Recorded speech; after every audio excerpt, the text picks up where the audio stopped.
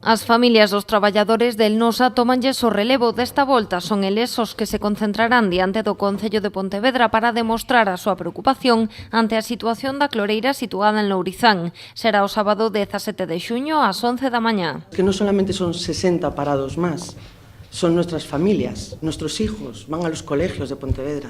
Nosotros compramos en Pontevedra, vivimos en Pontevedra.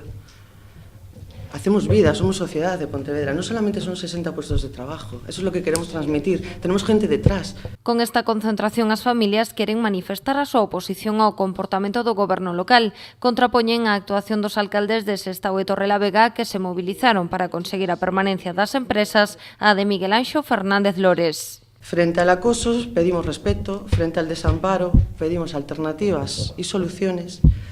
Frente a las mentiras y a las preguntas pedimos argumentos y frente a la desfachatez del alcalde pedimos coherencia. Y si no son capaces de ofrecernos alternativas o propuestas, soluciones a los trabajadores y a las familias que dependemos del NOSA, al menos por favor dejen de acosarnos, de mentir y de tratarnos como ciudadanos de segunda.